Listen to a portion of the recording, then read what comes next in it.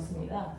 이렇게 네 가지 유형으로 되어 있는데 기본 확인 문제는 중등을 기반으로 하기 때문에 이 부분은 여러분들이 풀어서 채점 뒤에 답안지 있으면 다 하셔야 되고요. 그래서 우리 여기까지는 모든 말이 다 풉니다. 심화 문제까지. 심화 문제는 중등 내용이랑 고등 내용이 섞여 있어요. 그 다음에 이 창의 문제는 여러분들 영재고나 바로 기출 문제로 되어 있어요. 그 다음에 이 대외 기출 문제가 이제 이게 문제가 올림 문제가 들어가거든요. 그래서 여기에서 풀지 말아야 되는 문제는 올림 기출 문제는 안 풀 겁니다. 그래서 그런 것들을 제거하고 시간이 없어서 여기까지를 다 할 이유가 없어서 그 문제는 좀 제거하고 그리고 나서 숙제를 드릴게요. 그래서 모든 과목들이 다 이렇게 나가고 계시는 걸로 저는 인지하고 있어요. 그래서 이렇게 될 거니까 선생님들이 어떤 문제 풀지 마라고 할 때 두 가지죠. 너네가 너무 수준이 높아서 중급 내용을 할 필요가 없어. 그래서 여길 제끼는 선생님들도 좀 계시고 아 우리 애들은 이거는 꼭 풀자. 풀자. 그런 과목도 있겠죠. 자 물리는 여기 제낍니다. 여기까지는 지금은 풀 수가 없어요. 시간은 많이 드는데 여기 제끼고 갑니다. 그래서 최소한 여기까지는 풀어보려고 노력할게요. 그래서 자 이런 식으로 해서 이 교재로 가지고 10월 셋째 주까지 공부 나간다 생각하시면 되고요. 10월 셋째 주부터는 반이 없습니다.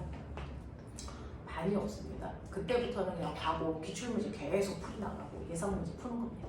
그래서 반이라는 게 존재하지 않습니다.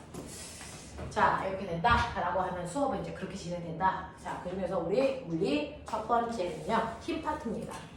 자, 힘 파트는요, 과거 면접에서 늘 물어봅니다. 1차에도 나오고 2차에도 나오고. 그래서 힘 파트가 물리에서 가장 중요합니다. 근데 그게 맨 앞에 포진되어 있어. 그래서 오늘하고 다음 시간에 하는 내용을 못 따라오면 면접을 볼 수 없는 상황이 돼요. 실제로 과거 면접에서 운동 파트가 나오는 경우, 전기 파트가 나오는 경우가 조금 많이 드뭅니다. 그래서 네, 근데 힘에 대해서는 해마다 구원이 됩니다. 특히 부력. 그렇게 많이 나옵니다. 네, 그래서 여기에다가 조금 힘을 줘서 여러분들이 좀 푸셔야 될 것 같습니다. 자, 그러면 선생님하고 여러분들이 가지고 있는 12페이지에 있는 힘부터 시작해서 이 힘 파트의 절반을 오늘 좀 나가도록 하죠. 자, 힘 파트는 5개의 내용으로 되어 있어요. 자, 그 중에서 힘, 접촉하지 않아도 작용하는 힘, 접촉할 때 작용하는 힘, 힘의 표시, 그 다음에 힘의 평형 이렇게 되어 있는데 오늘은 소단원 1, 2, 3까지만 선생님하고 가서 그 부분에 해당되는 문제를 좀 풀어오시면 될 것 같습니다. 자, 그러면 오늘 여러분들은 물리가 뭐야? 기본적인 것부터요. 여러분들이 알고 있는 물리라는 건 물질들이 가지고 있는 다양한 양을 측정 또는 계산하는 과목입니다. 됐죠? 그렇기 때문에 수학을 기본으로 할 수밖에 없어요. 됐어? 자, 이렇게 물질들은 다양한 양, 우리 눈에 보이지 않지만 다양한 양을 가지고 있는데 물질들이 가지고 있는 다양한 양을 우리는 뭐라 그러다? 물리량이라고 합니다. 이 물리량은 두 가지가 있어요. 여러분들이 중학교 때 배운 것처럼 물질들이 가지고 있는 다양한 양 중에서 단지 크기만으로 그 정보가 100% 전달되면 크기만으로 그 값을 표현합니다. 예를 들면 뭐가 그렇습니까? 질량이 그렇죠. 예를 들면 무게가 그렇고요. 아니 무게가 아니고 부피가 그렇고요. 그 다음에 온도가 그렇고요. 이동거리가 그렇고요. 속력이 그렇습니다. 얘네들은 단지 크기만 표현을 해도 그 아이가 가지고 있는 특징이 100% 전달됩니다. 자, 그래서 크기만으로 표현하는 값들입니다. 그래서 질량은 2kg 우리 이렇게 표현하죠. 그것만으로 모든 정보 전달이 끝납니다. 이렇게 크기만으로 의미 표현이 다 되는 값들을 우리가 스칼라 값이라고 합니다. 근데 물질들이 가지고 있는 양 중에 크기만으로는 그 정보가 100% 전달이 안 돼서 방향까지도 같이 표현해 줘야 되는 값들이 존재합니다.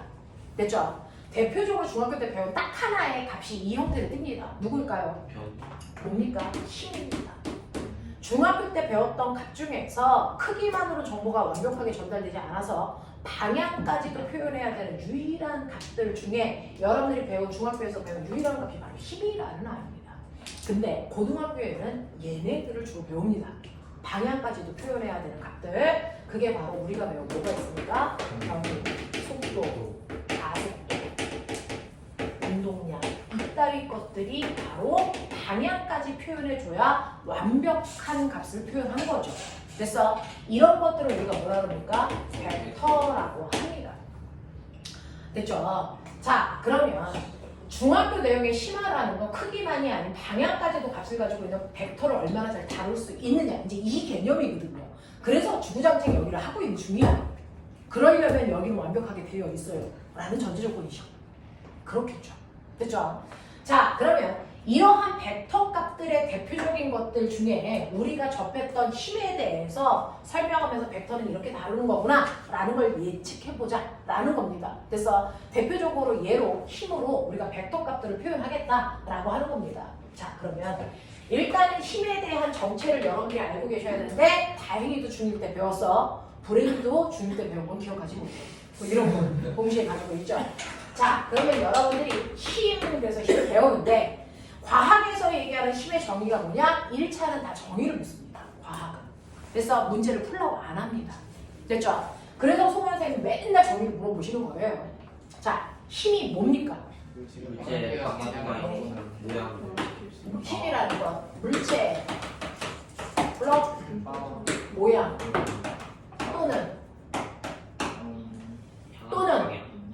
또는 운동 상태라고 얘기하셔야지 빠방이라고 얘기하지 않습니다. 그래서 물체 운동 상태를 뭡니까? 변화시키는 뭐다? 능력이다 하는 겁니다. 물체의 모양 또는 운동 상태를 변화시킬 수 있는 능력. 거기서 운동 상태는 뭘 얘기해? 바로 물체의 빠르기와 뭘 얘기한다? 방향을 얘기한다? 이 얘기죠. 여러분들이 얘기할 때 빠방이요 이렇게 얘기하시면 절대 안 되는 거예요. 됐죠? 물체의 모양이나 운동 상태를 변화시킬 수 있는 능력, 이걸 힘이라고 정의하겠다 이 얘기입니다.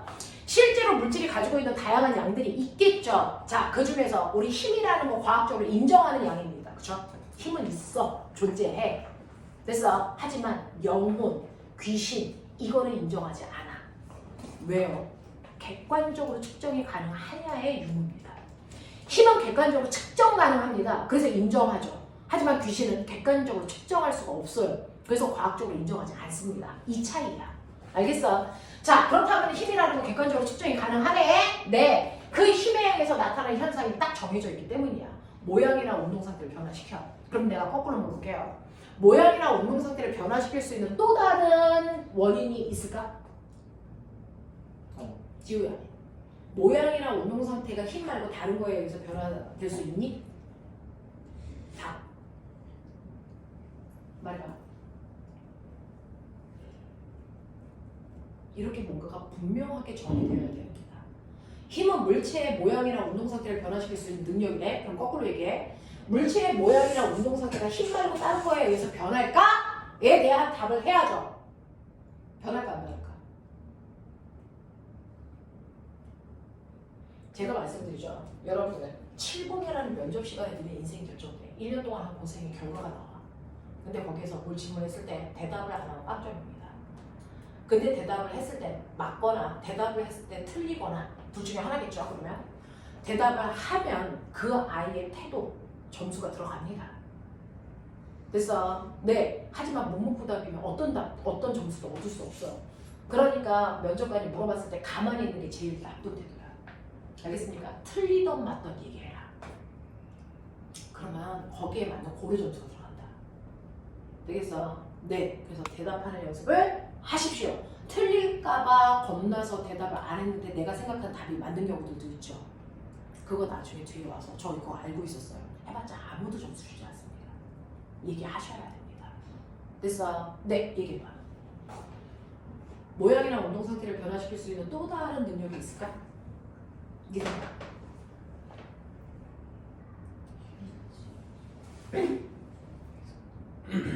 없을 것 같아요. 있을 것 같아요.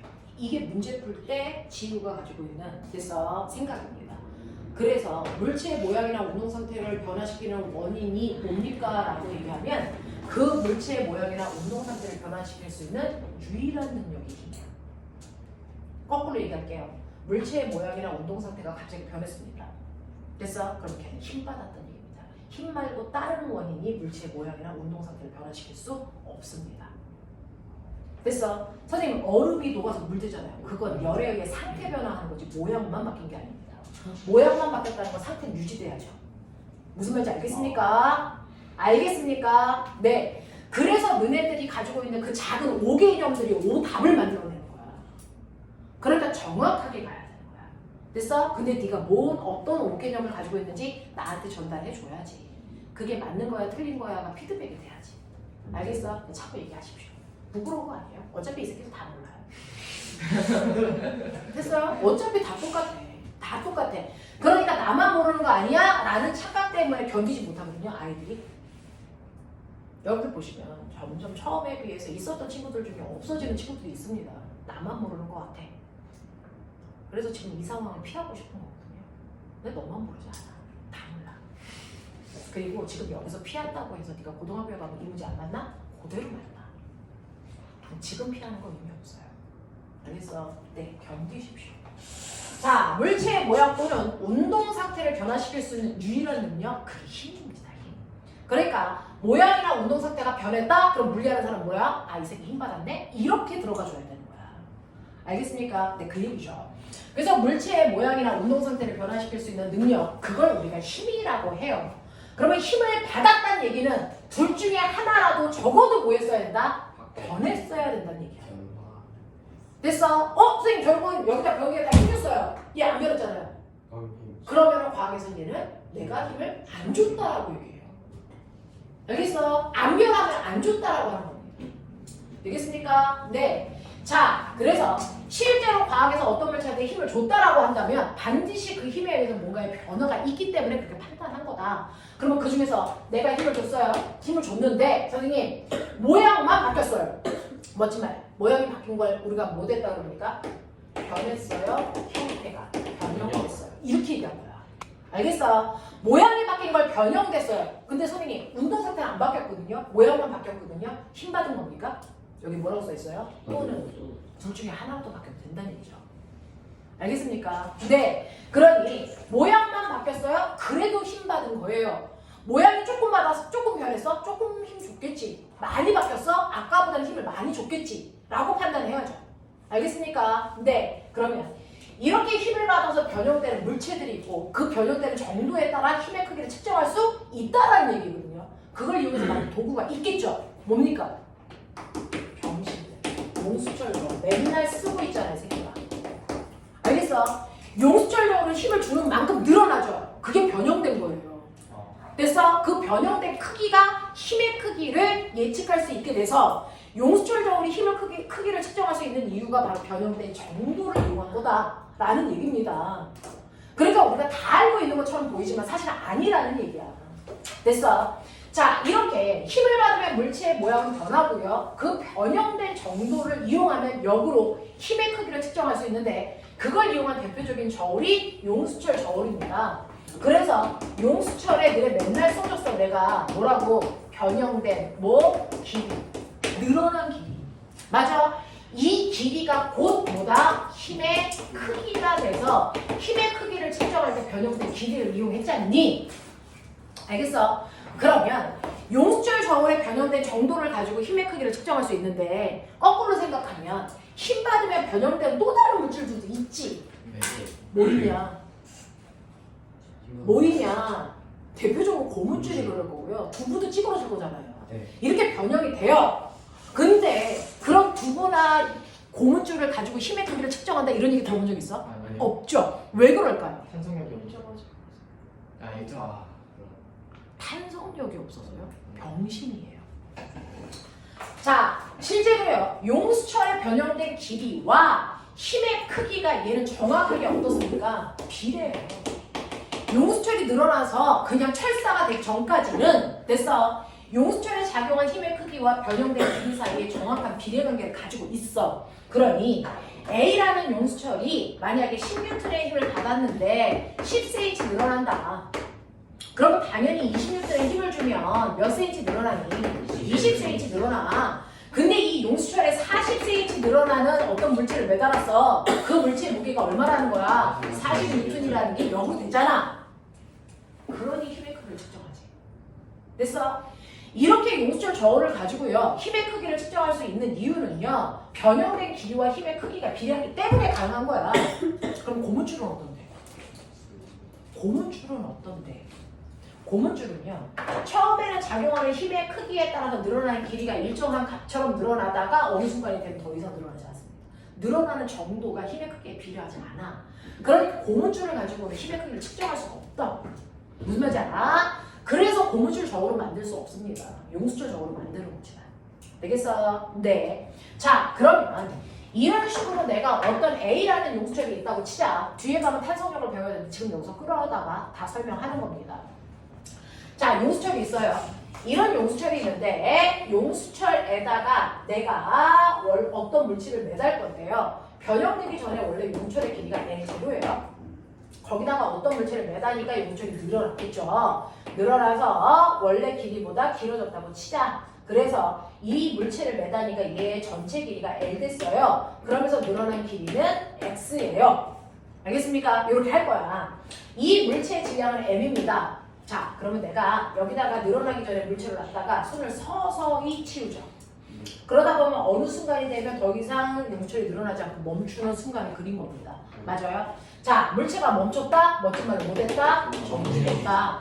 물리하는 사람들은 정지라는 단어를 듣는 순간 뭐라고 해석한다? 힘에.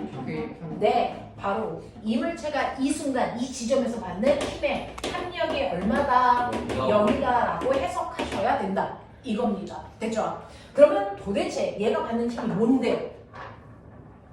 힘의 합력이 0이라는 건 어떤 힘도 안 받는다는 거야? 아니죠. 힘을 받는데 합력이 얼마라는 얘기예요? 0. 요즘은 합력을 뭐라 그럽니까? 알자임. 알자임이 0이라는 얘기야. 자, 그러면 알자임이 0이 되려면 됐어. 네, 이 물체가 받는 힘의 종류가 적어도 몇 개? 2개 이상이죠. 이게 무슨 힘 받아요? 지구니까 당연히 아래 방향을 중력 받아요. 그럼에도 불구하고 정지 상태라는 건 이 크기와 똑같은 크기의 힘을 반대 방향으로 받고 있다는 얘기입니다. 됐죠? 그 반대 방향으로 작용한 똑같은 크기의 힘의 정체가 뭡니까? 바로 용수철이 제자리에 돌아가려면 뭡니까? 탄성력. 됐어. 용어 정확하게 쓰자. 질문할 때 당황해서 아무 단어나 쓰면 마이너스가 돼요. 알겠습니까? 용어 정확하게 쓰셔야 됩니다. 탄성력이 작용하는 힘과 반대 방향으로 작용할 때 그 크기가 같은 순간에 멈춰요.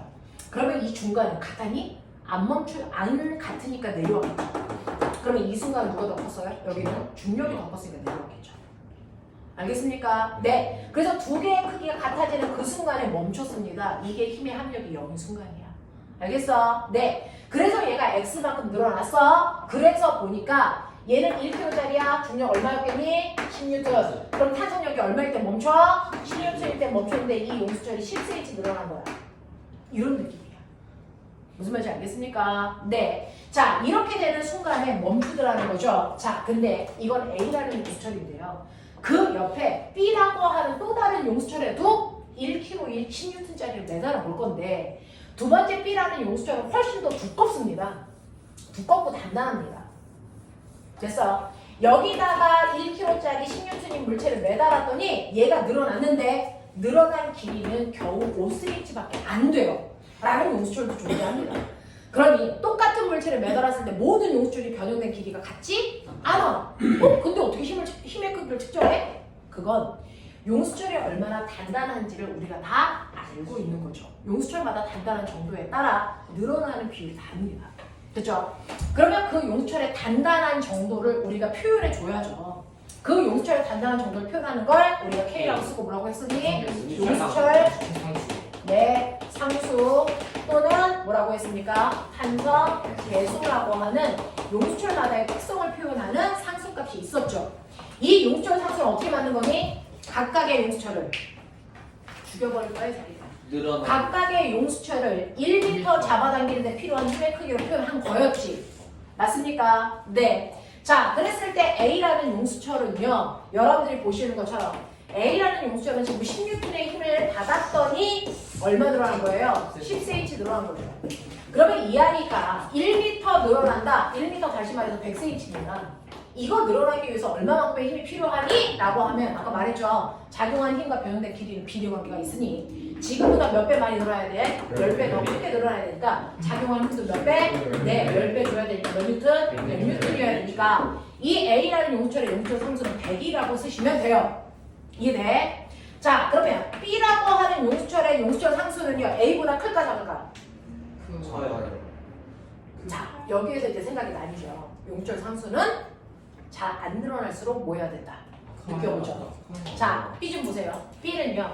10N이라는 같은 힘을 줬는데 5cm밖에 안 늘어나죠. 네. 그러면 얘를 100cm 늘어나게 하려면 몇 배? 20배 더 큰 힘을 줘야 된다는 얘기야. 그러니까 얘한테 20배 큰 힘을 주면 얼마가 되겠니? 200N이 되지. 물리는 모든 값에 의미를 네가 넣어줘야 돼. 알겠어? 그러니까 B의 용추 상수는 얼마니? 200Nm/m라는 얘기야. 그러니 A에 비해서 B의 용추 상수가 100이야, 200이야 이건 의미가 없어. 그래서 얘가 더 크다는 거죠. 왜 커? 더 단단해서 안 늘어나니까. 그러니까 용추 상수가 클수록 잘 안 늘어나는 거야. 알겠습니까? 이런 의미를 가져. 알겠니? 이런 식으로 뭔가를 느끼면서 문제를 푸셔야 돼요. 됐죠? 자, 그러면 이런 식으로 물체가 얼마나 단단한지 그래서 네, 그걸 나타내는 용수철 상수를 우리가 알게 된다면 이 용수철이 몇 뉴턴의 물체를 매달았을 때 얼마만큼 늘어날지 또는 얼마만큼 늘어났는데 그 물체에 매달려 있는 물체의 무게가 얼마인지를 알 수 있는 방법이 있어요. 사실은 이 탄성력이라는 것도 계산이 가능한 값이죠. F는 KX로 계산하시면 됩니다. 그러니 거꾸로 역으로 제 값이 나오는지 볼게요. 용수철 A에 작용하는 탄성력 얼마입니까? 10N입니다. 이게 맞는지를 보겠다고요. A의 용수철 상수 얼마죠? 100입니다. 100Nm/m고요. 내가 이름을 모르는 어떤 아이를 매달았더니 얘가 10cm 늘어났다는 거죠. 그러면 10cm 늘어났네? 그러면 X는 변형된 길이입니다. 그럼 여기다 얼마 집어넣습니까? 여기다 곱하기 10cm 이렇게 늘면 병신이라고 합니다.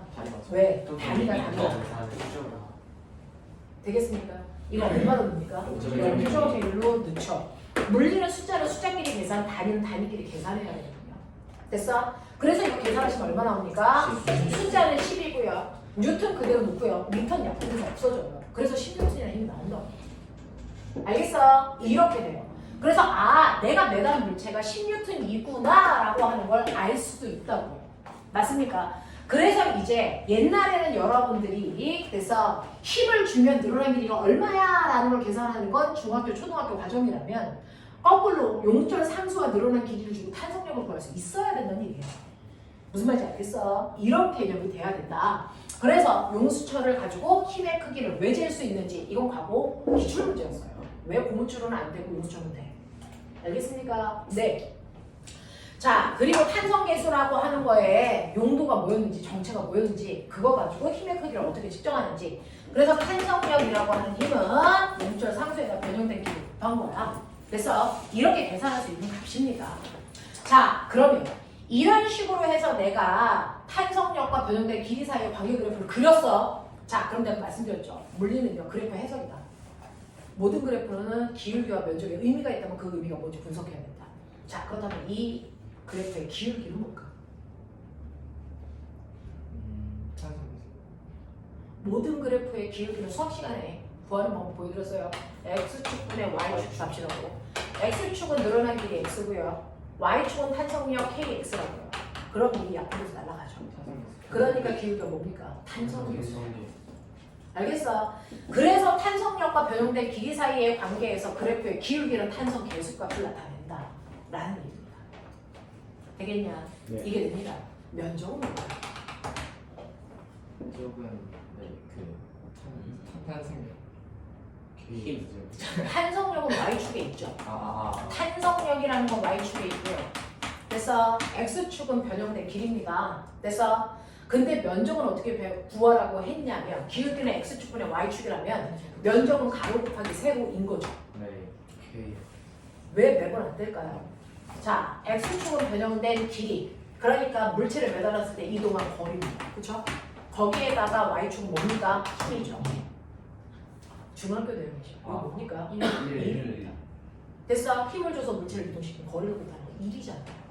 됐어? 그러니 여기다 물체를 매달면 누가 일했을까요?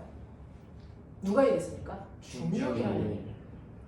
중력이라는 힘이 물체에 일을 해줬어요. 그래서 중력만큼 이동한 겁니다. 중력이 한 일이야. 됐어? 그러면 물체 입장에서 뭐야? 일을 받은 거예요. 이를 받은 만큼 뭐가 생기니? 에너지. 에너지가 생기죠. 그러니까 이 넓이는 중력이 한 일이자 용수철이 받은 에너지입니다. 그 에너지를 우리가 뭐라 그럽니까? 이걸 탄성 포텐셜 에너지, 탄성 에너지라고 하는 거예요. 알겠습니까? 네. 그럼 이 탄성 에너지가 넓이니까 넓이 구해볼까요? 넓이 구하는 식 불러. 2분의 1 곱하기 밑변 곱하기 높이겠죠? 네. 밑변은 x고 높이는 뭡니까? kx니까 어떻게 됩니까? kx 제곱이 탄성 에너지 구하는 식이다. 100만 번을 했어요. 알겠어? 네. 이제 정확하게 오늘이 마지막입니다. 그래서 여러분들이 보시면 이 그래프에 탄성과 변형된 길이 사이의 그래프에서 기울기는 탄성 계수이고 면적이 탄성 에너지일 수밖에 없는 의미를 알고 계셔야 된다는 겁니다. 됐죠? 그러면 이 식은 외울 필요 없이 자연스럽게 나오죠. 알겠어? 2분의 1 kx 제곱입니다.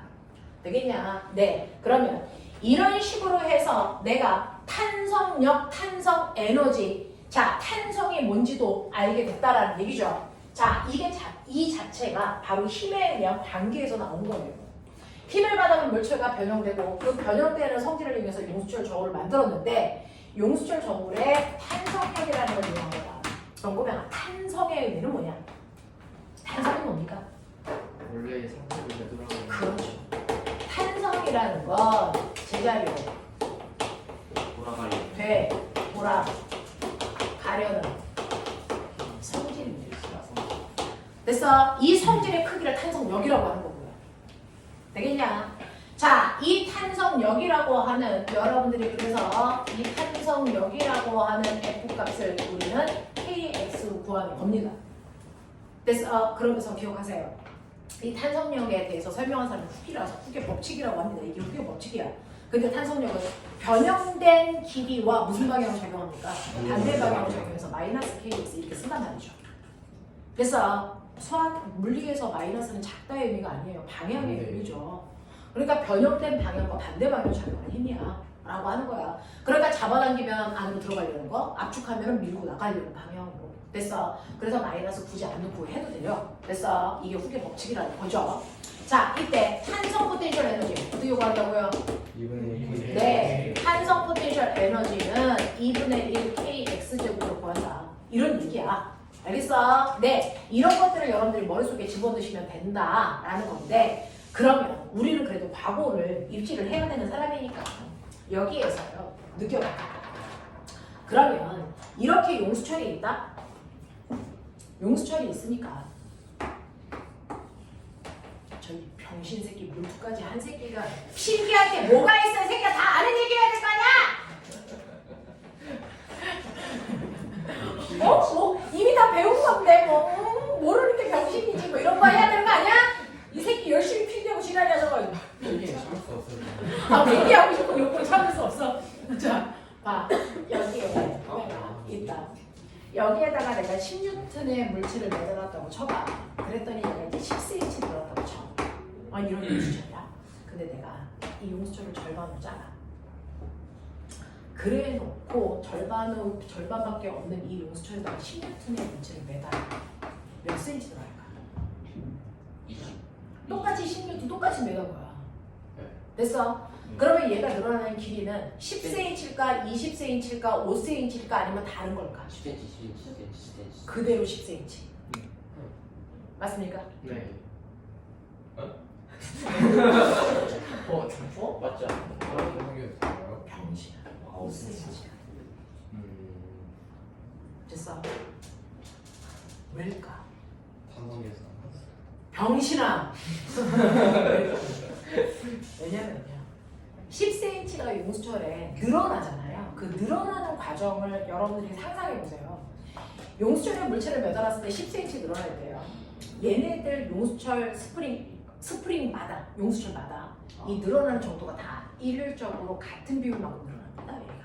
어떤 부분은 훅 늘어나고 어떤 부분은 촘촘하고 이런 용수철 본 적 없죠. 네. 다 등간격으로 늘어나요. 됐어? 그래서 그걸 다 모은 게 10cm야. 그러니까 결국은 이 부분이 10N의 힘을 받으면 1cm 벌어져. 1cm 벌어져, 1cm 벌어져, 1cm 벌어져. 그걸 다 더하면 10cm야. 근데 이걸 반으로 자르면 이 부분에 늘어난 길이만 됐어 존재하는 거죠. 그러니까 몇 cm입니까? 5cm. 자명하다고. 그치? 들으면 맞아 그게. 그쵸? 네. 물리는 존경하기야. 믿음이 가. 그래서 5cm 늘어나. 그래서요. 폭이라는 놈이 뭘 하는 거냐면 이런 규칙성이구나. 그래서요. 이 용수철이 변형되기 전에 원래 길이요. L제로. 우리가 탄성력을 계산할 때요. 탄성력은 KX라고 했잖아요. 근데 이때 용수철은 어떠냐면 늘어나기 전에 원래 길이에다가 용수철 상수를 곱한 값이 항상 일정한 값을 가져. 무수비율이 있어요. 그 용수철이 만들어질 때 자, 그 용수철 탄성에서 정해져 있는 거거든요. 거기에다가 늘어나는 원래 길이를 곱한 값은 항상 일정해요. 근데 이 용수철이 L이 아니고 내가 L 2분의 1 L제곱으로 자른 거잖아. 아니야?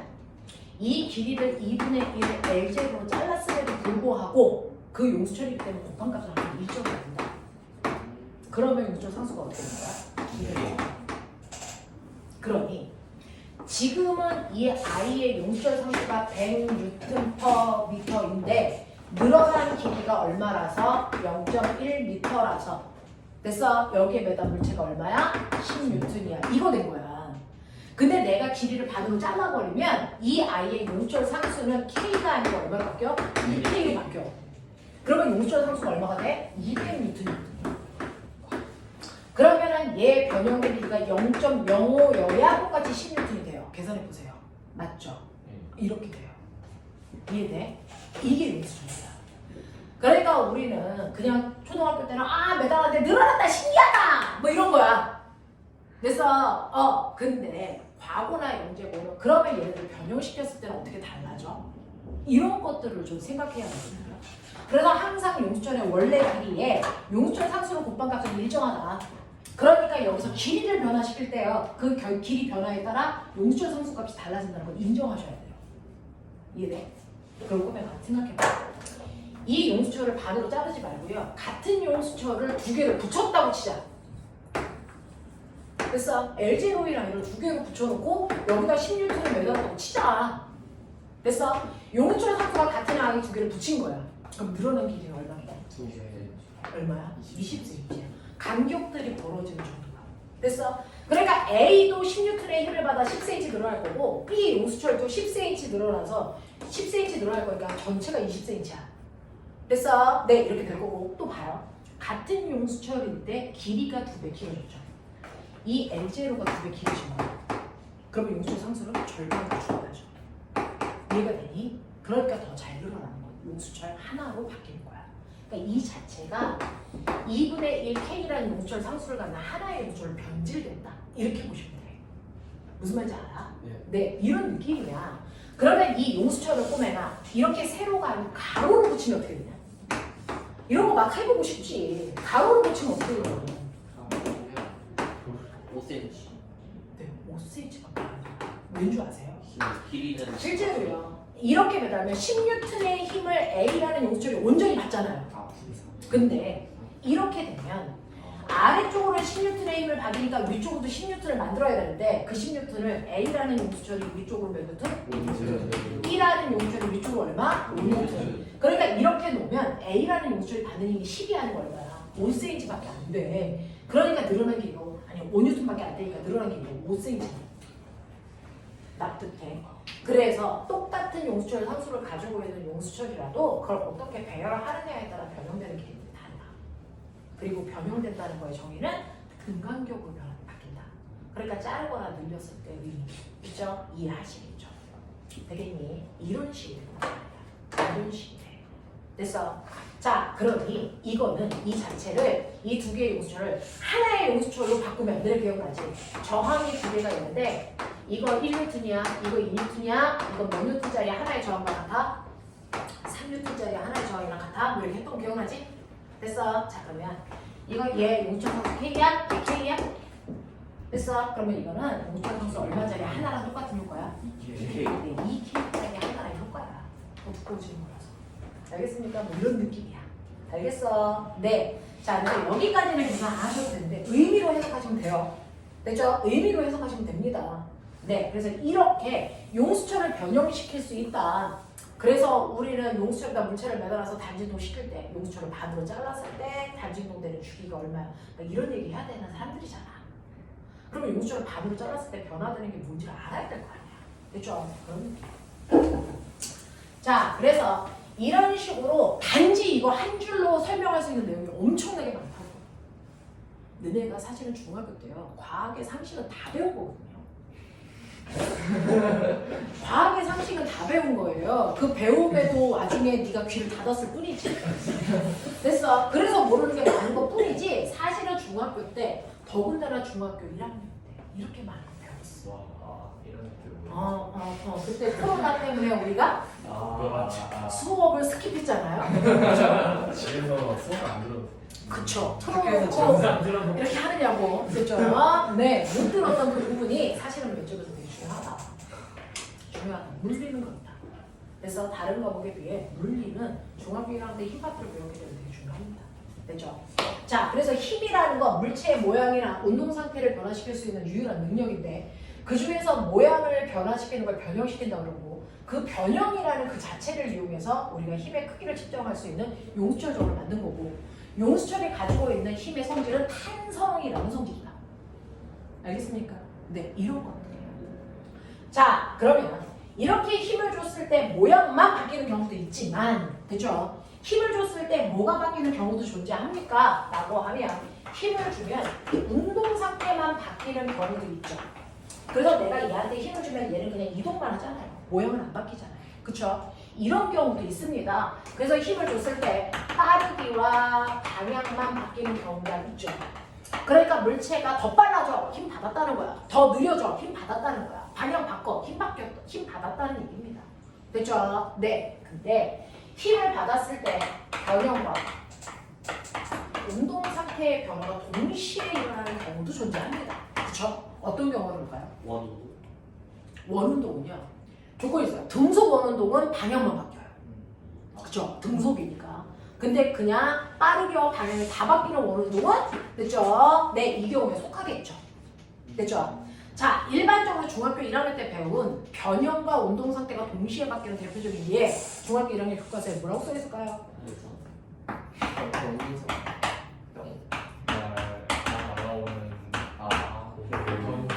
전차. 시는 뭐 중학교 1학년도 갈 걸 그랬어요. 날아오는 공을 치거나 치는 경우가 여기에 속합니다. 예를 들어서 야구공이 열나 날라온다고 치죠. 그거를 야구 배트로 치지 않습니까? 그걸 초고속 카메라로 여러분들을 찍으면 순간 야구 배트에 닿는 그 순간 얘가 찌그러졌다 펴지면서 반대방으로 날아가요. 그래서 축구공도 그렇고요. 자, 이렇게 날아오는 공을 차거나 치는 경우에는 찌그러졌다 펴지면서 물체의 방향과 빠르기가 바뀝니다. 그래서 변형도 운동 상태도 동시에 변하게 돼요. 됐어? 그래서 힘에 의해서 이런 효과가 나타난다. 그러니까 어떤 물체가 이 경우든 이 경우든 이 경우든 셋 중에 하나에 속한다? 그럼 이 새끼는 무조건 알츠하이머를 갖고 있다는 얘기입니다. 무슨 말인지 알겠습니까? 네. 내가 막 날아와서 벽에 부딪혔는데 벽이 안 변해. 얘는 알츠하이머 여기는 거예요. 무슨 말인지 알겠어? 이런 얘기죠. 자, 그래서 이렇게 물체의 운동 상태나 모양을 변화시킬 수 있는 유일한 능력, 그거 힘. 변화되는 정도가 힘의 크기. 알겠습니까? 이 얘기가 되는 거죠. 자, 그러면 이러한 힘을요, 우리는 객관화시킬 수 있다 했으니까 이러한 힘을 나타낼 건데 하나의 힘을 나타낼 때요, 그 힘도 가지고 있는 세 가지 요소가 있어요. 그래서 힘을 여러분들은 뭐 할 겁니까? 표현할 거예요. 하나의 힘을 표현할 건데 그 힘을 어떻게 표현하는 게 잘하는 거야? 길게? 아니라는 거죠. 걔가 가지고 있는 요소를 정확하게 표현해줘야 되는데 힘이 가지고 있는 요소가 몇 겁니까? 세 가지입니다. 이 세 가지 요소를 정확하게 표현해줘야 하나의 힘을 정확하게 표현했다고 하는 거죠. 길게 표현한 게 아니고요. 자, 그러면 하나의 힘이 가지고 있는 그래서 세 가지 요소가 뭡니까? 라고 하면 이 중에 하나만 달라도 다른 효과가 나타나요.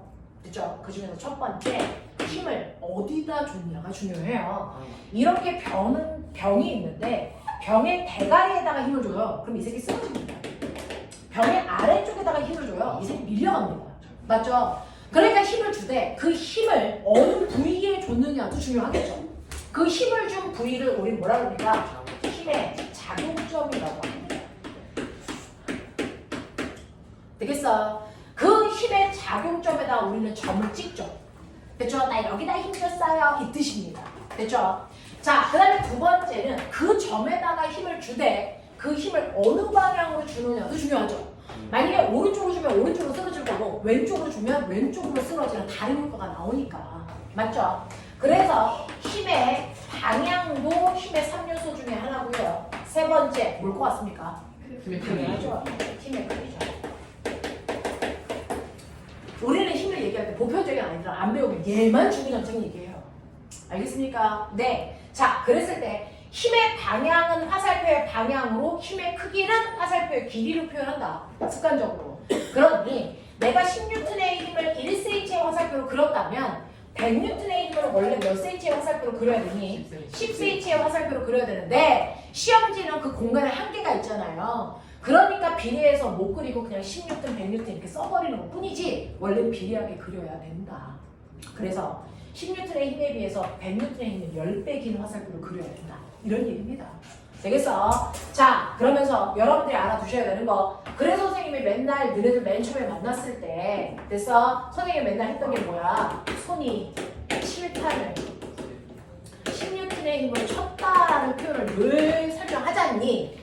그랬을 때 작용점을 어디다 찍냐? 손에다 찍냐? 칠판에 찍냐? 물두새끼 이게 작용점 어디다 찍어? 칠판이죠. 힘을 받은 게 칠판이니까. 알겠습니까? 배운 놈은 또 달라. 됐어. 힘을 받은 게 칠판이기 때문에 칠판에다 작용점. 나 여기 맞았어요. 이 뜻이야. 알겠어? 손이 미니까 미는 방향으로 화살표. 아, 10N 이렇게 써준단 말이죠. 됐죠? 그래서 힘은 이런 식으로 세 가지 요소를 가지고 있고 그 세 가지 요소를 모두 다 말로 표현하려니까 힘들어. 그래서 그걸 표현하는 간단한 뭐가 필요했어? 기호가 필요해서 그 기호를 우리 뭘로 쓴다? 화살표로 쓴다. 이 얘기야. 됐어? 그래서 힘을 나타낼 때 주구장창 화살표 그리는 것 뿐입니다. 자, 그래서 이런 식으로 여러분들 물체의 운동 상태를 변화시킬 수 있는 유일한 능력, 힘. 그 힘이 가지고 있는 성격 보여드렸어. 됐어? 이 중에 하나만 달라서 다른 힘이야. 무슨 말인지 알겠죠? 자, 이렇게 된다라고 하는 거죠. 이 힘이 바로 벡터의 가장 대표적인 유형입니다. 이해돼? 자, 그러면 이러한 힘을요. 우린 다 중학교 1학년 복습하고 있어요. 하이스트는 선행하자. 우리는 후행을 합니다. 후행을 하는 거죠. 되죠? 네. 자, 그러면 이런 식으로 우리는 물체의 운동 상태를 변화시킬 수 있는 능력이 힘이라고 하는데 꼬매나 힘의 종류요. 중학교 1학년 책에 있었어. 힘의 종류. 탄성 관성 관성은 성질이고요. 중중력 그러면 이제 세 개로 대동단결할까? 세 개야? 전지력 잘해요. 이게 책 있는 줄 모르겠어. 전기력, 자기력. 오. 많이 흘려. 저 아이가 세 개를 뭘 말했는지 몰라서 잘 모르겠지만. 자, 우리가 알고 있는 힘의 유형 6가지입니다. 됐죠? 네, 뭐 있습니까? 마찰력, 한성력, 중력 부력, 전기력, 자기력, 만유력. 네. 만유인력 종류 이렇게 6가지. 힘의 종류를 6가지로 분류합니다. 됐죠? 자, 그러면 여러분들이 이제 알아두셔야 되는 게 힘의 종류인데요. 힘의 종류는 이제 머릿속에 6가지로 얘기하는구나. 요즘은 전기력과 자기력을 합해서 전자기력 이렇게 얘기하는 경우도 있지만 자, 6가지의 힘으로 우리 얘기하죠. 보편적으로. 자, 근데 이러한 6가지의 힘을 중학교 1학년 때 분류했습니다. 도대체 난 뭐 했을까? 6가지의 힘을 분류합니다. 두 종류로 분류합니다. 말해봐요. 접촉과 접촉을 할 때. 실제로 힘을 6가지의 힘을 두 종류로 분류하는데요. 그 중에서 첫 번째가 반드시 접촉해야만 작용하는 힘입니다. 그게 INI 제목입니다. 접촉해야만 작용하는 힘이 있고요. 그래서 떨어져 있어도 작용하는 힘이 있어요. 근데 내가 너네가 이과충이라서 됐어. 물어본다. 떨어져 있어도라고 얘기했지. 떨어져 있을 때만이라고 안 했잖아. 네, 저 붙어 있어도. 그렇죠. 제발. 제발. 됐죠? 네, 그런 뉘앙스야. 그런 뉘앙스야. 됐죠? 그 중에서 접촉할 때만 작용하는 힘이 3개 있어요. 뭘까요?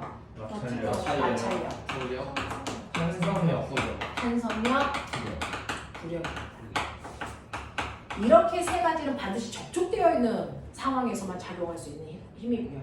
떨어져 있어도 작용하는 힘이 바로 중력, 정기력, 자기력입니다. 그래서 중학교에서의 힘의 분류는 이렇게 됩니다. 접촉해야만 작용하는 힘과 떨어져 있을 때도 작용하는 힘으로 분류할 수 있죠. 그 중에서 떨어져 있을 때도 작용하는 이 세 힘을 이 새끼와 이 새끼들로 나눕니다. 뭘로 나눴을까요? 배운 새끼랑 못 배운 새끼들이 안 배운 새끼들, 배운 가격이 딸 새끼들. 자, 중력은요 만유인력이죠. 말 그대로예요. 인력만 작용하는 힘입니다. 그러니까 들어서 모르진 않아요. 정기력과 자기력은 그럼 이게 인력과 합리력이 작용할 수 있는 힘이라는 거죠. 이렇게 나눕니다. 됐죠? 맞죠? 됐죠? 네, 맞습니다. 이렇게 작용합니다. 그래서 면접은요, 여러분들한테 선행을 물을 이유가 없어요. 왜? 후행도 모르니까. 맞지 않습니까? 맞죠? 네, 그래서 중장생 중학교 내용을 물어봐요. 그 안에서 걸러집니다 또 애기. 유양권 월드 다까지는 알아. 이중 몇 명은 또 알아요. 그래서 자, 그래서 이런 식으로 힘이라고 하는 걸 여러분들이 접촉 유무에 따라서 분류할 수 있고 떨어져 있을 때 작용하는 힘도 중력과 정기력, 자기력을 나눌 수 있다는 얘기입니다. 자, 그 중에서 여러분들이 아셔야 되는 마찰력부터 탄성력을 했거든요. 아까 됐죠? 마찰력부터 정리해보면 사실은 여러분들은 방학학번 때 선생님한테 들었던 친구들이 대부분인데 자, 여러분들이 알고 있는 것처럼 마찰이라는 게 있어요. 탄성은 제자리로 돌아가려는 성질입니다. 그렇죠? 그래서 그 성질의 크기를 탄성력이라고 하는 거고 그럼 마찰은 뭡니까? 반대로 작용하는. 어? 물체 운동을 물체 운동을 방향을 네, 방해 하려는 성질이겠죠. 그 성질의 크기를 마찰력이라고 하는 거고요. 됐어? 그러면 예를 들어 경사면에 있어요. 경사면에서 물체가 지금 내려가고 있어. 마찰력 어디로 작용하니? 위로 작용하지. 됐어? 근데 내가 물체에다가 힘을 줘서 지금 경사면 위쪽으로 끌고 가고 있어. 마찰력 어디로 작용하니? 아래로요. 그래서 마찰력이라는 방향은 정해져 있는 게 아니야. 물체의 운동 방향과 반대 방향으로 작용하는 힘이야. 알겠습니까? 네. 자, 그래서 물체의 운동을 방해하려는 성질을 우리가 마찰이라고 하는 거고요. 이러한 마찰의 그 방해하려는 성질의 크기를 마찰력이라고 하는 건데 여러분들이 중학교 1학년에서 배웠어요. 마찰력의 크기를 결정하는 인자가 뭐다? 그 접촉하는 면적. 자, 대표적으로 접촉 면적은 상관없다라고 배웠습니다. 거칠기. 네. 마찰력의 크기를 결정하는 인자 중에 첫 번째는 물체와 바닥 사이의 뭡니까? 거칠기예요. 얼마나 거치냐. 똑같은 물체를요, 얼음판에다가 놓으면 10N의 힘으로 물체를 이동시킬 수 있다면 얘를 아스팔트 위에다가 놨을 때는 10N의 힘이 아니고 30N의 힘을 줘야만 움직여. 그래서 이렇게 물체와 바닥 사이의 거칠기가 마찰력의 크기를 결정합니다. 그 표면의 거칠기를 우리는 뭐라고 하냐면 마찰 계수라고 하고 이걸 뮤라고 써요. 됐어. 지금 하고 있는 이 부분은 물투까지의 내용이 없어요. 그냥 영재나 과거를 위한 수업이에요. 됐어. 네. 마찰 계수 뮤라고 합니다. 됐어. 네. 자, 그런가 하면 두 번째. 두 번째요. 마찰력의 크기를 결정하는 건 뭡니까? 뭐지? 마찰력. 치료를 한다 병원. 아니 왜? 마찰력의 크기를 결정하는 건 질량이 아니고요. 바닥을 수직으로 두르는 힘이에요. 수직하격. 그렇죠. 수직하격. 됐죠? 근데 일반적으로 물체들이 수평면에 있고 됐어. 그 물체에 외부의 힘을 작용하지 않는다면 물체가 뭐 할수록 무거울수록 수직 항력은 커지겠죠. 그러니까 맨날 중학교 때는 무거울수록 이렇게 얘기를 합니다. 됐죠? 네, 사실은 무거울수록이 아닐 수도 있어. 됐어? 자, 물체의 마찰력을 결정하는 거 바닥을 90도 방향으로 누르는 힘이니까 이걸 우리는 뭐라고 한다? 수직 항력이라고 하고 대문자 n이라고 쓰는데 예를 들어서 얘가 10kg짜리라고 하자. 그럼 얘는 바닥을 누르는 힘이 얼마니? 100N이지. 근데 내가 얘를 이쪽 방향으로 70N의 힘으로 지금 들고 있어. 그러면 얘가 바닥을 누르는 힘이 얼마니? 30인 거야. 맞아? 그러니까 바닥을 누르는 힘이 언제나 무게다? 병신들이라는 짓이야.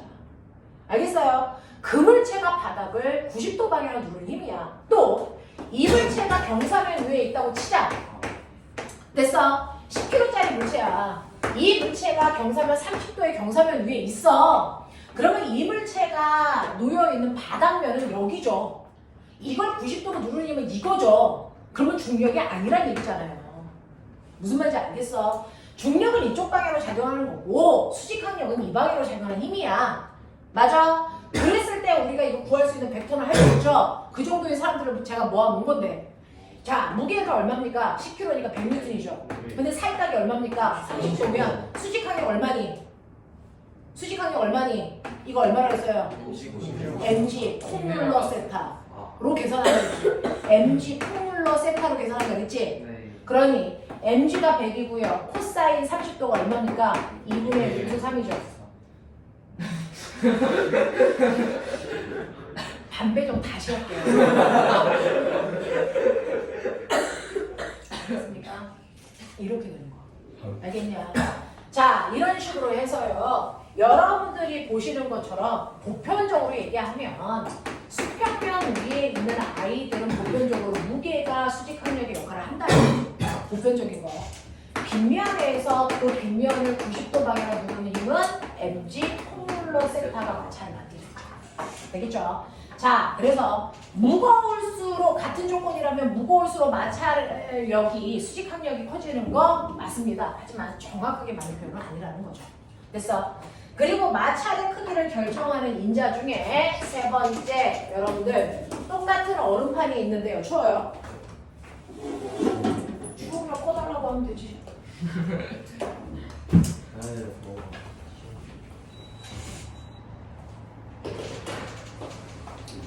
자, 마찰의 크기를 결정하는데요. 같은 거칠기를 가지고 있는 면에 한 놈은 뉘어놔요. 1kg짜리를. 한 놈은 세워놔요. 1kg짜리를. 그래서 움직일 때까지 당겨보면 이물체의 작용하는 정지 마찰력을 알 수 있거든요. 자, 크기가 같을까? 이거 같아요. 그러니 물체가 바닥이랑 닿는 접촉 면적, 이거 의미 있다 없다? 이거 없다라는 겁니다. 됐죠? 그래서 마찰력은 접촉 면적하고 상관없다요. 알겠습니까? 자, 그럼 정말 상관없니? 이거 상관 있어요. 그래서 애들이 대부분 이걸로 자소서를 쓰죠. 됐죠? 네, 근데 왜 상관없다 그래요? 조건이 있죠. 표면이 매끄러울 땐 상관이 거의 없어요. 표면이 거칠 때는 상관이 있어지는 거예요. 그래서 거친 면을 달리는 스포츠카 같은 자동차는 광폭 타이어를 만들죠. 왜? 마찰을 크게 해서 그 마찰력이라고 하는 추진력을 크게 해서 차가 팍 하고 튀겨나가게 할 거니까. 알겠어? 네. 그래서 여러분들은 매끄럽다는 전제 조건 하에서 얘기하는 겁니다. 자, 그래서 접촉면의 면적하고는 상관없다라는 겁니다. 자, 그러면 이때 실제로 물체 작용하는 그럼 제가 마찰력이라는 크기도 계산할 수 있어요? 탄성력도 계산할 수 있죠. kx. 그래서 마찰력도 계산할 수 있습니다. 사실은. 어떻게 해요? μm으로 계산합니다. 마찰 계수에다가 수직항력을 곱한 만큼이 그 물체가 받고 있는 마찰력의 크기입니다. 알겠어? 자, 그러면 이러한 마찰력에도 종류가 있는 거 아세요? 마찰력의 종류. 마찰력의 종류가 있어요. 그 마찰력의 종류가 세 가지가 있는데 정지 마찰력이라는 것과 최대 그렇죠.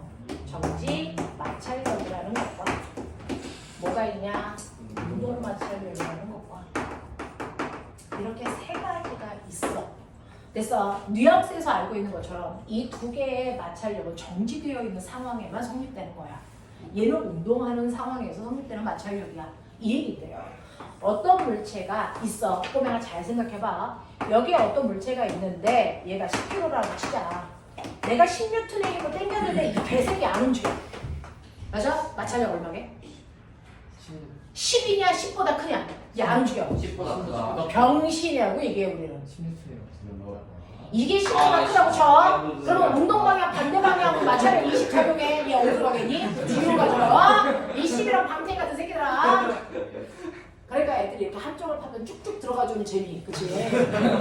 뒤진다요. 그쵸? 그러면 10N의 힘으로 당겼는데 안 움직여. 마찰력 얼마? 10. 그러니까 정지, 합력 0. 알겠습니까? 정지라니까. 정지는 합력이 0이라니까. 되겠어? 근데 해마다 물어보면 해마다 똑같은 반응이야. 아 정지되어 있어. 내가 10으로 당겨. 마찰력 10보다 클까 작을까? 그러면 커요. 이런 거죠. 됐어? 자 20으로 당겼는데 이 새끼 안 가. 그럼 16. 그럼 마찰력 정확하게 언니 20이야. 됐어? 30으로 당겼는데 이 새끼 안 가네. 마찰력 얼마라고? 30이라. 이렇게 물체가 정지되어 있을 때 작용하는 정지 마찰력은요. 네가 주는 힘만큼 생겨. 네가 주는 힘만큼 생겨. 그러니까 이 물체가 정지되어 있는데 마찰력 얼마예요? 네가 힘 얼마 줬는지 재야죠. 알겠습니까? 네가 10을 주면 정지 마찰력도 10만큼 생기고 있는 거고요. 20을 줬다면 20만큼의 정지 마찰력을 받고 있는 중이고요. 30을 줬다면 얼마? 30의 정지 마찰력을 받고 있다라는 얘기입니다. 됐어? 그래서 정지 마찰력은 계산할 수 없는 값입니다. 이건 여러분들이 준 힘과 똑같은 크기의 힘이 반대 방향으로 작용하고 있는 것 뿐입니다. 알겠어? 요걸 중1 때 한 거죠. 준 힘의 크기와 같아, 방향은 반대야. 이거 배우셨어요. 중1 때. 됐죠? 자, 그래서 이렇게 정지 마찰력이라는 건 외부에서 준 힘과 비례하는 만큼 생긴다. 정지된 공간에서. 근데 얘가 그럼 무한대 힘을 줘도 계속 버텨요? 아니요. 아니죠. 언젠가 움직이겠죠. 됐어. 얘는 30까지는 견뎌요. 그래서 정지 마찰력 중에 제일 큰 정지 마찰력이 얼마라고요? 30. 그걸 뭐라 그랬다고요? 네. 최대 정지 마찰력. 알겠습니까? 그럼 30까지는 견디면 30보다 0.0001이라도 더 크면 뭐 한다는 거야? 그때부터 가겠다는 거야. 무슨 말인지 알아? 그러니까 가장 무식한 물리적 표현. 저 물체는 30까지는 안 가고 30부터 가요. 우린 그냥 그렇게 말해요. 알겠어? 그러니까 애들은 막 불안하죠. 그럼 학교에서 30으로 물어보면 간다고 해요? 안 간다고 해요? 그런 질문은 없습니다. 30을 줬다고 하면 안 간다고 하셔야 돼요. 30보다 큰 힘을 줬다라는 표현이 있어야 간다고 하시면 돼요. 알겠습니까? 네, 이렇게 하면 되겠죠. 자, 그래서 이런 식으로 물체가 어떤 공간, 어떤 힘을 줄 때까지는 움직이지 않는 정지된 공간을 유지한다. 그 정지된 상황에서 작용하는 마찰력을 우리는 정지 마찰력이라고 한다. 되겠어? 자, 근데 내가 이 물체한테 이제 50N의 힘을 줍니다. 어떻게 될까요? 어떻게 됩니까? 앞에 앞으로 26초의 20년 힘을 동안. 병신들의 행진이야. 자, 갑니다. 됐죠? 최대 정지 마찰력을 넘었으니까 가겠죠? 네. 근데 가는 그 순간부터 운동 마찰력이 작용합니다. 그러면 최대 정지 마찰력과 운동 마찰력의 크기가 같습니까? 다르죠. 근데 병신짓을 합니까? 최대 정지 마찰력에 비해 운동 마찰력의 크기는 훨씬 작습니다. 그죠? 운동 마찰력의 크기가 훨씬 작게 작용합니다. 예를 들어 이물체의 운동 마찰력, 움직이는 그 순간부터 작용한 마찰력이 16푼이라고 치자. 얘는 운동 마찰력이 10이야. 됐어? 그래서 운동 마찰력은 최대 정지 마찰력보다 훨씬 작은 값을 갖습니다. 되겠어? 자, 이렇게 되는데 그 중에서 이 운동 마찰력은 빠를 때 작용하는 마찰력일까? 느릴 때 작용하는 마찰력일까? 둘 다. 네. 운동 마찰력은 속력하고 상관없어요. 그냥 움직이면 그 크기의 마찰력이 작용하는 겁니다. 빠르든 느리든 상관이 없습니다. 자, 그럼 그 중에서 정지 마찰력은 측정해서 아는 값이지 계산할 수 없는 값. 하지만 최대 정지 마찰력과 운동 마찰력은 계산합니다. 바로 마찰 개수에다가 수직 합력을 곱하면 되는데 문제는 이 마찰 개수의 종류가 두 가지예요. 그래서 그 물체가 정지되어 있을 때 작용하는 정지 마찰 개수가 있고요. 0.3. 운동할 때 작용하는 운동 마찰 개수가 있다고 치자. 알겠어? 네. 그러니 여기에 있는 20kg짜리 물체의 정지 마찰 개수는 0.3이고 운동 마찰 개수는 0.1이라고 치자. 자, 그렇다면 꼬맹아 최대 정지 마찰력 구해보자. F는 정지 마찰 개수에다 수직 항력 구하면 되겠죠? 정지 마찰 개수 얼마나 했어요? 0.3. 수직 항력 얼마입니까? 100입니다. 됐어? 그래서 얼마 나옵니까? 30N 이런 얘기를 한 거야. 됐어? 운동 마찰력 얼마입니까? 라고 물어보면 운동 마찰 개수 집어넣으셔야 돼요. 됐죠? 거기다가 수직 항력 곱하시면 돼요. 운동 마찰 개수 얼마라고? 0.1. 수직 항력 얼마라고? 100. 그래서 운동 마찰력 얼마라고? 10이라고. 알겠어? 이런 얘기야. 근데 내가 이 새끼한테 50N의 힘을 줬다니까. 됐어? 네, 판단해. 첫 번째, 움직입니까? 대답. 네. 왜요? 최대 전지 마찰력보다 큰 힘을 그렇죠. 받는 최대 정지 마찰력보다 더 큰 힘을 받았기 때문에 움직입니다. 라는 겁니다. 됐죠? 그러면 이 새끼의 가속도는 얼마입니까? 구하십시오. 4m 얼마? 4 4 미터 퍼 제곱. 세크 제곱 네. 입니다. 왜 그럴까요? 가속도라고 하는 건 질량분의 물체가 받은 알자의 힘입니다. 그쵸? 질량은 10kg라고 했고 이물체가 받은 알자의 힘은 움직이니까 최대 정지 마찰력은 움직여 안 움직여라는 판단의 기준일 뿐 움직이는 그 순간부터는 운동 마찰력으로 넘어갑니다. 됐죠? 그러니까 이 물체가 받는 마찰력은 10N밖에 안 돼. 되겠어? 그래서 알자의 힘이 얼마입니까? 40. 그래서 가속도 얼마입니까? 3입니다. 됐죠? 그러면 이 물체의 3초 후의 속력은 얼마고요? 3초 동안 간 거리는 얼마입니까? 빨리 해. 정신 차려. 3초 후에 됐어? 속력이 얼마입니까? 간 거리가 얼마입니까? 됐어? 30초. 결론은 이거죠.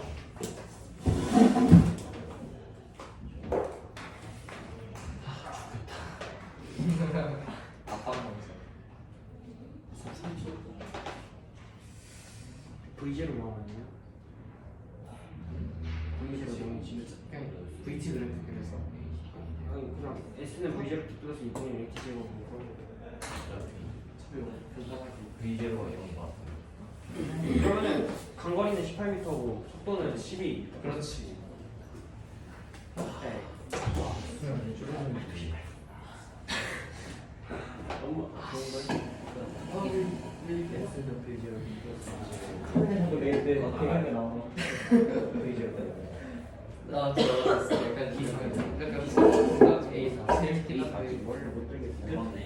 너무 막상을 널 진짜 나 2번 들어왔어. 물었는데 됐어? 네. 자, 가속도의 의미는 수업 시간에 주구장창 했어. 4m/s 제곱의 한국말의 뜻이 뭐야? 1초당 속도가 4씩 증가한다 이 뜻이야. 그러면 3초 지나면 얼마 증가하겠니? 12 3초 지나면 얼마 증가하겠니? 4를 4씩 증가하는 4 나는 증가한 거는 총 증가한 거는 12고 네. 그 1초 네. 1초당 증가한 그래서 3초 후에 속력이 얼마냐고. 12m 12m지. 네. 너 안 배웠지 새끼야. 사기친 거지. 뭘 낚여? 내가 언제 널 낚어? 아니 간거리거든. 아.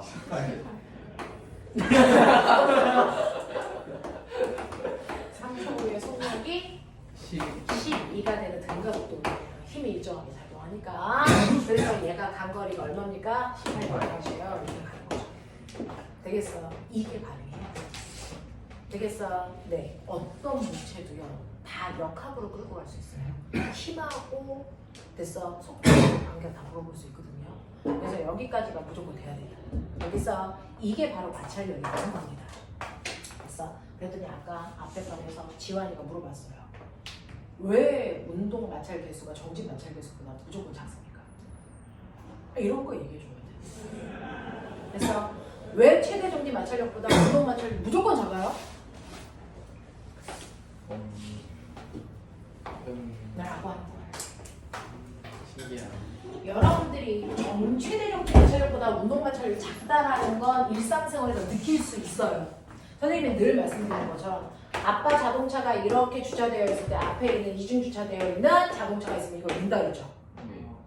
그러면 맨 처음에 여기 무쏘가 있을 때 아빠가 이거 밀어 그러면 혼자 밀다가 안 움직여요. 그러면 아빠가 나와서 같이 밀어준다고요. 그러면 얘가 이제 한 바퀴라도 굴러가기 시작하면 나 혼자서 한 손으로 밀어도 이 새끼 쭉 갑니다. 가속도. 됐어. 자, 이게 가속도가 붙어서일까요? 마찰력의 크기가 달라져서 그렇습니다. 맨 처음에 멈췄을 때 정지할 때까지는 최대 정지 마찰력까지 밀어줘야 되거든요.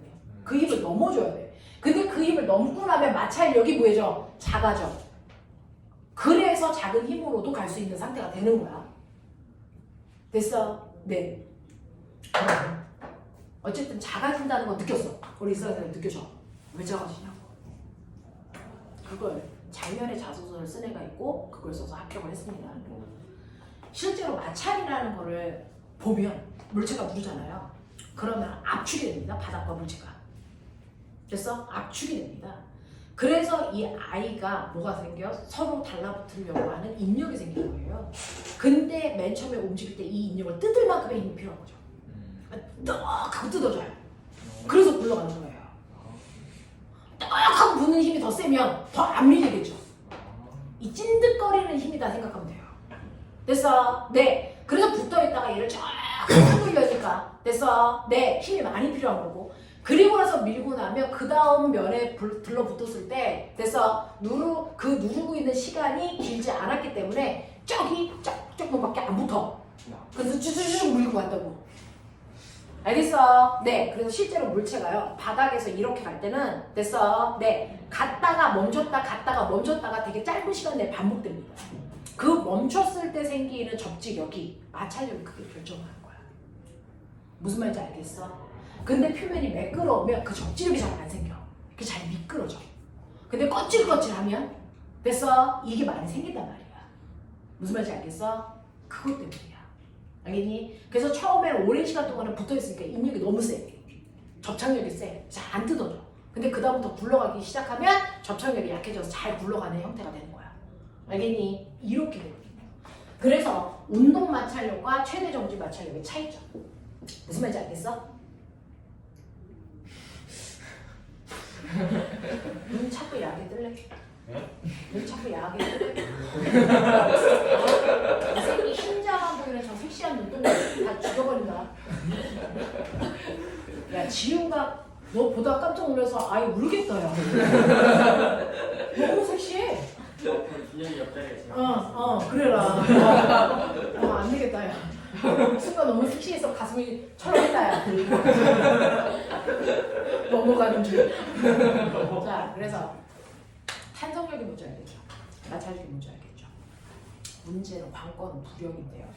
자, 부력을 설명하기에는 시간이 연락 적게 남아 있어서 제가 완주할 수 있을지는 모르겠지만 해볼게요. 자, 접촉할 때 작용하는 힘 중에 마지막 힘이 부력이라는 힘입니다. 자, 부력의 정의가 뭡니까? 물체가 물체가 중력과 반대되는 힘으로 밀어내는 거예요. 물체 속에 아, 있는 물체를 물체가 끌려는 중력과 반대잖아. 반대 방향으로 준비하는 작용하는 힘. 맞아요.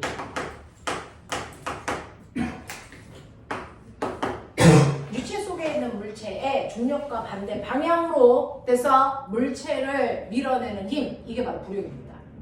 그래서 내가 물 속에 들어가면 유체의 대표적인 예가 물이잖아요. 내 몸에 둥근 느낌을 받는 건 바로 물이 작용한 부력 때문입니다. 됐죠? 그러면 이 부력이라는 건 왜 생기는지, 왜 굳이 중력과 반대 방향인지, 그럼 꾸며요. 중력이 없으면? 영. 부력은 작용하지 않습니다. 아세요? 중력이 없으면 부력은 작용하지 않습니다. 무언가의 반대 방향이 되는데 아니요. 중력이 만드는 힘이에요. 부력은 중력에 의해서 생기는 힘이에요. 알겠습니까? 중력이 없으면 부력도 생기지 않습니다. 그러면 우주 공간에 가면은 물속에 들어가면 내 몸이 뜰까? 원래 떠 있어.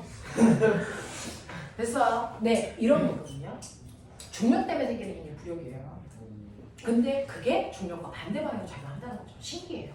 자, 그러면 이 부력이라는 걸 이해하기 위해서 꼬매가 너는 먼저 알아둬야 되는 상식이 있죠. 질량이요. 계산할 수 있는 값인 거 아세요? 측정이 아니고 계산할 수 있는 값이야. 질량 계산하는 방법. 공평해? 다 몰라? 중2 때 배웠어. 중2 때 병신들아. 밀도는 단위 부피랑 질량. 질량이죠. 그럼 질량 어떻게 계산해? 밀도와 넓이. 그렇죠. 여러분이 알고 있는 것처럼 질량은 그물체의 밀도가 얼마만큼 더하면 되니? P만큼 더하면 되는 값이야. 알겠어? 네, 이런 식으로요. 이런 식으로요. 여러분 질량은 M으로 씁니다. 자, 밀도는 로라고 씁니다. 로. 됐어? 거기다가 부피를 곱하면 이게 질량이 됩니다. 로 V. 알겠습니까? 자, 그러면 우리가 맨날 쓰는 중력, 다른 말 뭐? 중력, 다른 말 뭐? 무게. 됐어? 네, 무게. 이거 어떻게 계산할까요? 당연히 로, V, G. 이게 무게를 계산하는 방법입니다. 그물체의 밀도에다 그물체의 부피에다가 중력과 속도 곱하면 그물체의 무게를 알 수 있어요. 됐죠? 질량이 로 V니까 당연히 로 V, G가 무게겠죠. 뭐 어려운 것도 아니에요. 됐어? 그 다음에 여러분들이 또 하나 알아둬야 되는 상식이라는 게 있습니다. 압력. 압력이 뭡니까? 단위 면적당 작용하는 힘. 단위 면적당 누르는 힘이에요. 그래서 압력을 구할 때 면적분의 누르는 힘 이렇게 계산하죠. 압력을 프레스로 못 쓰니까 P A분의 F 이렇게 쓴단 말이야. 그러면은 거꾸로 얘기하면 작용하는 힘은 F는 맨날 MA 이렇게 구하는데요. F는 PA로 구할 수도 있어요. MA 구하는 것처럼 마파 누구 모델명 방식. 그래서 마파. 알겠습니까? 뭐 이렇게 또 가능하다는 얘기야. 자, 근데 또 내가 여기에 삼각 플라스크가 있어. 삼각 플라스크를 그래서 내가 스펀지 위에다 올린 거죠.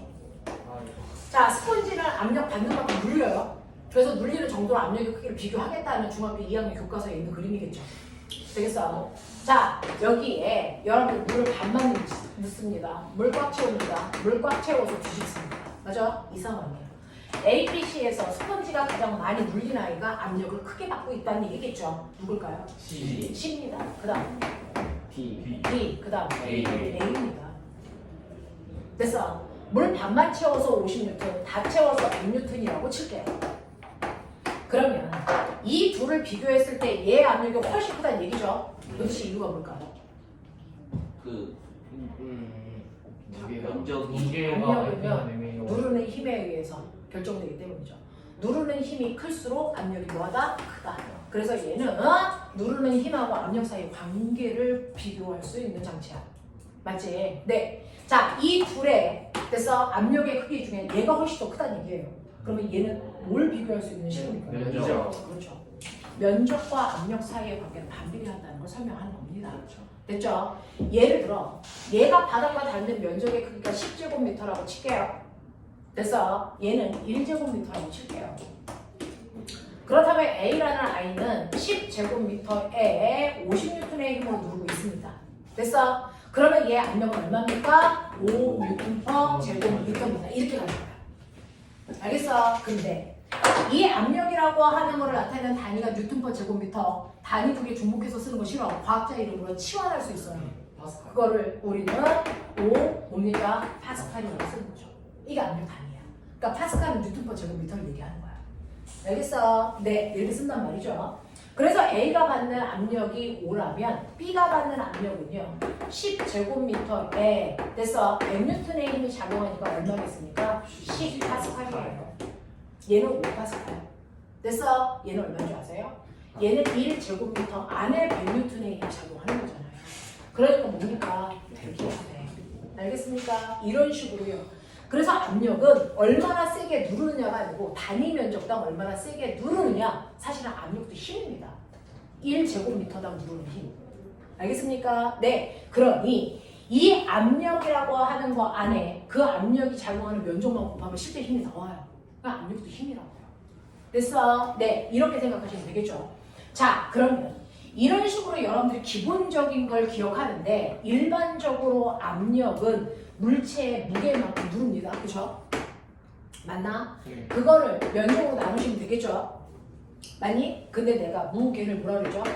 로, V, G 이걸 면적으로 나눈 거죠. 자, 물체가 가장 이제 일반적인 정륜 면체, 가장 보편적인 정륜 면체라고 하시죠. 밑면적이 A라는 얘기야. 맞아. 높이를 H라고 하자. 그러면 이 아이의 부피 V라고 한 건 뭐야? AH죠. 그러면 이거를 됐어. 로, A, H, G 이걸 A로 나눴잖아. 맞아? 그럼 보이지? 됐어. 그래서 우리가 압력을 구할 때 바로 다시 우리는 어떻게 쓰기도 하더라. 이걸 뭐라고 씁니까? 로, G, H가 압력 구하는 식이야. 이렇게 쓴 거야. 알겠어? 그래서 압력을 구할 때 로, G, H를 구할 수 있어 라는 얘기가 여기서 나오는 거고요. 자, 우리가 알고 있는 무게라는 걸 로, V, G야 이렇게 얘기하는 거죠. 되겠습니까? 이런 개념을 가지고 있단 말이야, 물리에서는. 자, 근데 얘를 유체 속에 넣어. 자, 그럼 첫 번째, 내가 유체라는 단어를 정확하게 이해하고 있니? 유체가 누구니? 액체 기체 액체나 기체죠. 네. 왜 액체나 기체를 유체라고 하니? 그럴 수 있어. 형태가 없고 자, 우리가 중학교 1학년 때 배웠죠? 유체, 액체, 기체를 판단하는 방법은 분자의 배열이지만 분자의 배열은 눈에 보이지 않아서. 그래서 네, 다른 방법이 가만 놔뒀을 때 모양과 부피 변화의 유무로 판단할 수 있다. 그래서 그 중에서 고체는 모양도 변하지 않고 일정하고요. 부피도 변하지 않고 일정한데. 그래서 네, 액체는 어떻습니까? 담는 그릇에 따라 모양은 뭐다? 하지만 부피는 변하지 않는다. 됐어? 기체는 어떻다? 네, 모양과 부피가 쉽게 뭐다? 변한다. 이 얘기죠.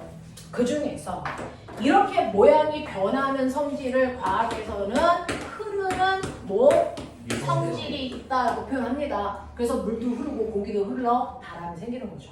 그래서 모양이 쉽게 변하는 성질을 우리가 흐르는 성질이 있다라고 하고 흐르는 성질을 한자로 바꾸면 흐를 유. 그래서 유체라고 해요. 됐어. 그래서 유체라고 부르는 건 액체나 기체를 통칭해서 부르는 명칭이다. 모양이 쉽게 변하는 뜻이다. 알겠어? 이 얘기를 하는 거야. 그러니 어떤 물체가 액체나 고체 속에 있으면 부력이라는 걸 받아요. 그럼 나 지금 부력 받고 있니? 받고 있어. 왜? 공기 속에 있으니까. 액체. 되겠어? 일반적으로 액체를 우리가 설명을 하지만 공기 중에 있는 아이도 부력을 받고요. 그 공기의 부력을 이용하는 게 비행기가 나는 원리예요. 그게 바로 양력인 거죠. 되겠습니까? 그 양력이라는 공기의 부력이 중력과 어느 방향으로 작용하니? 반대 방향. 그래서 비행기가 뜨는 거예요. 되겠어? 신기해? 그래서 그 형제들 형제. 그 아저씨들이 이거 한 거야. 알겠어? 그 아저씨가 쓰는 그 부력이라는 걸 우리가 양력이라고 하는 거죠. 그래서 양력을 최대한 이용하게끔 만든 구조가 새 날개야. 그래서 뭐 이런 거야. 자, 그러면 보자. 여러분들이 알고 있는 부력이라는 거 보시면요. 이제 이렇게 유체 속에 있어. 잠깐만 할게요. 유체 속에 있어. 물이 꽉 차 있어. 됐죠? 거기다가 내가 이렇게 원기둥을 넣었다고 치자. 그러면 당연히 이 안에 물 속에 있는 아이를 수압이라는 거 받아. 그쵸? 윗뚜껑도 수압을 받습니다. 아래뚜껑도 수압을 받습니다. 됐죠? 어떤 물체가 있으면 공기 중에서 얘가 압력을 받겠죠? 어느 방향? 모든 방향 그렇지, 내 새끼들. 모든 방향으로 압력을 이렇게 받아요. 됐죠? 압력을 이렇게 받는데 여러분들이 보시는 것처럼 서로 대칭되는 힘들이 있으면 상쇄되겠죠. 공력은 다 작용하지만. 됐죠? 그래서 유체 속에 있는 아이들은 상쇄되는 힘을 제외하니까 그래서 그 면과 수직한 방향의 힘만 남아요. 그 면에 수직한 방향의 힘만 남는다. 됐어? 그래서 유체 속에 있는 물체는 면에 수직한 방향으로 압력을 받는다. 이렇게 표현합니다. 되겠어? 네. 자, 그랬을 때 윗뚜껑 압력 받겠죠?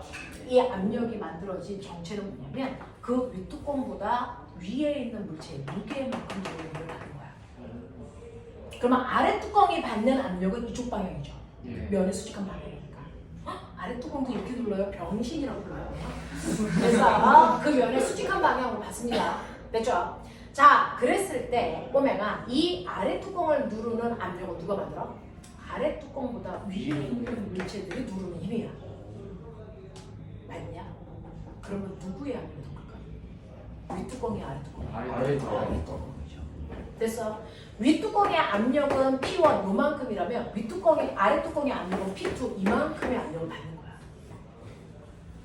그러면 옆 뚜껑은요? 이 상승이야. 무슨 말인지 알겠냐? 이렇게 되죠. 그래서 윗뚜껑과 아래 뚜껑의 압력에 의해서 생기는 힘으로 우리가 부력을 구하는 거야. 그러면 압력에 의해서 생기는 힘 어떻게 구해? 압력에다 면적만 합하면 되지. 면적은 위아래가 똑같다고 치자. 그러면 압력이 큰 새끼가 더 큰 힘을 받아. 그러니까 얘가 생기는 그 부력이라는 힘이 어느 쪽으로 작용하니? 이쪽으로. 이게 무게에 의해서 생기는 거야. 무게는 중력 때문에 어쩔 수 없어. 알겠어? 그러니 이 물체가 받는 부력이라고 하는 건 아래 뚜껑이 받는 힘에서 맞죠? 윗뚜껑이 받는 힘을 뺀 값이야. 맞냐? 그러니 방향이 중력과 반대 방향일 수밖에 없어. 됐죠? 자, 그랬을 때 압력 어떻게 구한다고요? 압력? 로. 됐어. 로. 압력. 로. G, H. 거기다가 먼저 붙었고 얘도 로, G, H. 내가 물어보고 싶은 거 있어. 그러면 여기서 만든 이 로는요. 물체의 밀도를 로라고 하고 물의 밀도를 로제로라고 한다면 이 부력은 물체의 밀도로 구할까? 아니면 물의 밀도로 구할까? 물이 누르는 힘이잖아요. 물의 밀도로 구하는 거니까. 당연하죠. 그러면 여기에서 이 H는 뭐야? 윗뚜껑 깊이까지는 H1, 아래 뚜껑 깊이까지는 H2, 물체의 높이는 H, 밑바닥의 넓이는 A, 뭐 이런 식이야. 알겠어? 이렇게 치자. 그러면 얘는 윗뚜껑이니까 H2지. 얘는 H1이지. 됐어? 자, 그러면 꼬매가 우리가 초등학교 때 배웠던 것처럼 분명 법칙 똑같은 거 뭐라 할게? 로, 제로, G, A. 어때? 괜찮아? 네. H2 빼기 H1. 괜찮아? 이게 뭘까? 이게 H. 이게 H. 근데 꼬매가 이게 뭘까? 면적이라. 이게 뭘까? 그- 세밀 부피. 아 그래서 노즐이. 맞아요. 맞아요. 네. 그래서 이게 뭡니까? 로제로 V시죠. 이게 부력이야. 되겠어? 네. 되겠어? 오케이. 이렇게 된다. 자, 그랬을 때 부력을 구할 때 로제로의 의미가 뭐라고요? 물에 비해서. 물의 밀도야. 공기는 공기의 밀도. 공기의 밀도 열라 작으니까 부력을 우리가 못 느끼는 것 뿐이지. 있어. 알겠어? 부위가 뭘까? 이건데요. 내가 여러분들 어떤 물이 있다고 쳐? 물 속에 어떤 새끼가 반만 잠겼어. 부피는 원래 V인데 얘는 잠긴 게 2분의 1 V야. 얘 다 잠겼어. V. 같은 물체야. 다 잠겼어. 조금 더 깊게 잠겼어. V야. 알겠습니까? A, B, C. 부력이 큰 애에 붙어 불러봐. C가 제일 커. 그 다음 B. B. 그 다음 A. 틀렸어. C랑 B가. 병신아. C하고 B가 아니야. 아 네. 높이 쳐. 너는 왜 물투까지 해?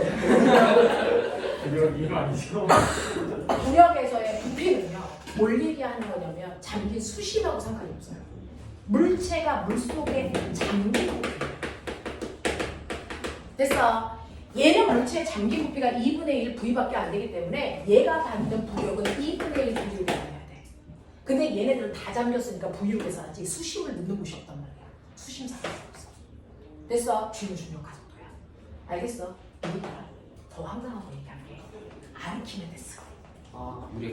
유레카. 됐어. 자, 어떤 물체를요? 꼴딱꼴딱하는 물속에 놓다? 꼴딱꼴딱 하고 있는데 거기다 물체를 이렇게 놓다?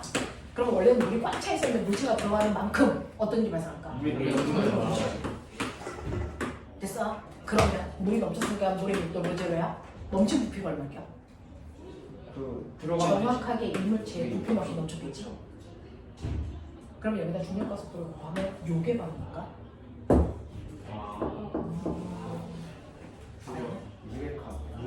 이 물체가 물속에서 갖는 부력이 이 물체 때문에 넘치는 물의 양의 무게와 어떻다고?